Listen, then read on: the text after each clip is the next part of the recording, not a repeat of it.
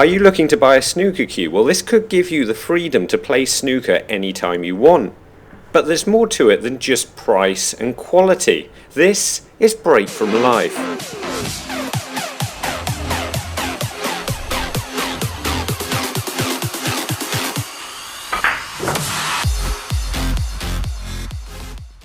Welcome back, and if this is the first time you've watched one of our videos, then it's fantastic to have you here. So do you actually need to buy a cue? Well, maybe you don't have a cue, or your cue's a bit broken, or your cue isn't really working for you anymore. Let's just say for now you need a new cue, because nothing will help improve your game more than consistently playing with the same tools. And you probably already consider buying cheap cues from a sports shop a bad idea, so it's understandable that your first port of call might be the internet. And why not? You can pretty much pick anything up off the internet, and for quite a cheap price as well. So here's our quick specs guide of what you should be looking for. A 3/4 joint 2-piece cue like this one, or a full piece cue similar to this one. What you don't really want these days is a 2-piece cue similar to this one where the join is in the middle, because this is going to be right where your chin is and it's going to be awkward a lot of the time. And you can see you ideally want a solid join in it. This one's, solid metal, and it's never going to fall out. That previous cue, the join had fallen out, and that could be really uncomfortable and difficult to play with. You want to make sure you know your ideal cue height. You can do this by finding a cue that's about the right length to come up to your shoulder. So just measure how high your shoulder is. Mine's about 5 foot high. You also want some cues with some nice extensions. So you want a telescopic one so you can reach everything on the table. I think it's actually a lot better if you don't have ones like this that screw directly onto the end of your cue, so you don't actually have to take it apart first. That would be a lot better, but this doesn't make too much difference. It just takes up a fractional more time. And ideally you want this little mini bud extension, and this goes right on the end here. If the other extension went in here, it would be great. I really don't know why it doesn't with this cue, but anyway. So there you go, and then you have a nice cue where I can actually reach half the table with this cue, so that's ideal.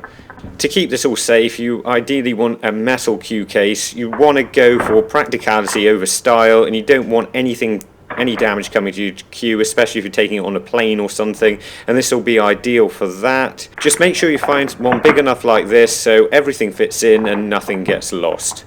So this is Paris Cues. They're one of the most popular cue manufacturers, and you could select a cue here to be made specifically for you.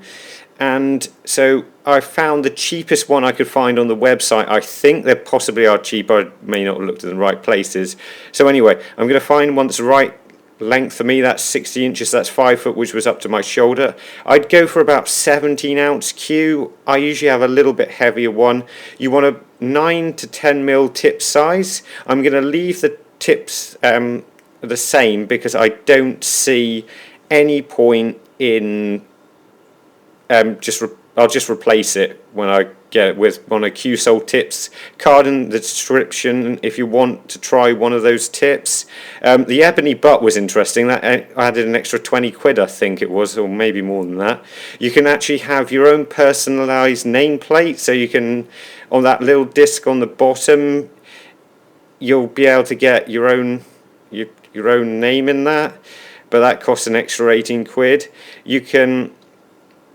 It's got a special joint, which is probably quick joint, which yeah it is, so that doesn't cost you anything extra. Extensions will cost you a bit more. The mini sliding extension, which I didn't explain earlier, they're quite fun, but you probably don't need them, but they just make your cue a bit better. Yeah, but that really put the price of the cue up to 400 and something pounds. So I actually went through here and to see how much money you could actually spend on a cue, and it turned out I didn't actually pick the most expensive cue, but I got it up to £784, and with a cue case that would mean that would be over £1,000 you could spend on the cue. So I thought I'd try eBay to see if I could find any Paris cues on that were cheaper, and I was like, well, there's one here for 100 somewhere, but then I was like, hang on a second, did I see that right? 2,250 quid for a cue, okay. So yeah, eBay's probably not a cheaper option by the look of this, where everything's more or less over 1,000, unless it's not actually a cue. Anyway, so let's say you've got your cue from whatever source, possibly off the internet. It turns up and it looks fantastic. And if you want to know how to use it and how to hold it, then why not try our video, Cue Grip Technique. It will show you everything you need to know of how to hold a cue.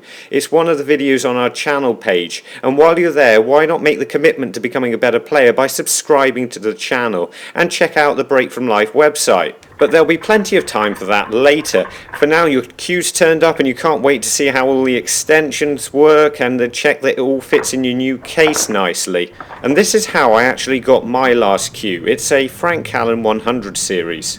I was actually pretty happy with my current cue at the time, but my dad insisted I needed a new one because it got sticky or something, and he spoke to somebody who he thought he knew about it and said, I think he needs a new cue, and he said, so he thought, well, he's got to get me one then. The good thing was, we went to the people who were going to make it, they had a look at the cue I was already using, they made it to the same sort of specification, and took my sort of measurements to try and get the cue exactly perfect for me.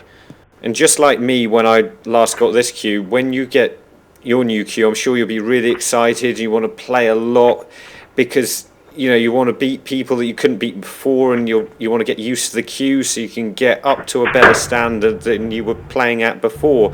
But eventually you'll start to notice that you're just still not quite playing to that standard that you were before, and you'll start missing more and more shots, and this will cost you more and more matches, and it's just because it's a new cue and you're not really used to it yet, and eventually you'll regret paying that ridiculously huge amount of money for a cue. You'll think, why did I do it? This cue isn't any good and it cost me thousands of pounds. And the fact is, it is going to take you about a year of hard work possibly to play at the same standard as you were before with your old cue, just getting used to the cue. It took me probably a year to fully get used to the cue I'm playing with now. My cue actually broke at one stage. I thought it was initially just the tip came off, but it was a tip and ferrule bit had snapped off when I played a shot, and I actually had it replaced pretty quickly. But after that, it still took me a whole year to get used to that cue being different. But I play an awful lot, and there's a chance if you don't play as much as me, and I know people who've done this, it's taken them nearly 2 years to get used to their cue. And for all that time, they're losing to people they should never lose to. And this gives them a bad sort of feeling where they think, well, maybe I'll just play golf instead. But before you do that, remember you will get used to it no matter how bad it feels or how different it feels. As long as it's not broken and it doesn't feel like anything's moving around, it feels like a solid piece, you will get used to it eventually. Of course, you can stop this entire problem when you're buying it initially by going to somewhere like a snooker club, for example, where you can try the cues before you buy them. This is a far better way to buy a cue because you'll be able to pick all of them up, have a feel of them, and if you are at somewhere where you can play snooker, you can have a go with every single one of them, and you'll actually find that some feel better than others, and you're still probably going to take a year to get used to all of them, but you won't play quite so bad in the meantime. And I think with my current cue, I actually play better with it than I did my previous one. This was actually my previous one, and actually when I tried to play a shot here with it, the tip came off, and here it is. Yeah, so anyway, but I remember I actually bought that from a club, and as soon as I picked it up I knew that was going to be good, and it turned out it was actually one of the cheapest cues there, but it just felt right. It still took me about a year to get used to it, but for all that year, I was still playing at about the same standard and beating the same people as I was with my previous cue. And when I fully got used to it, I played even better because the cue before that one was actually broken. And when I got this cue, it did eventually improve my game, though it took probably a whole month of playing a couple of hours at least every day to be able to play with it at all. If there's one bit of advice I want you to take away from this, it's always try before you buy. If your local snooker club doesn't sell any cues, it probably will know someone who does, and you can try them out. And if you've got a cue you're happy with and you want to seriously improve your game, then that's exactly what our cam system's there to do. It's one click away in this video. And Snooker Aiming System has a more in-depth look at this. And remember, don't just watch, play, and make the commitment to becoming a better player by subscribing to the channel. And check out our new website. See you later.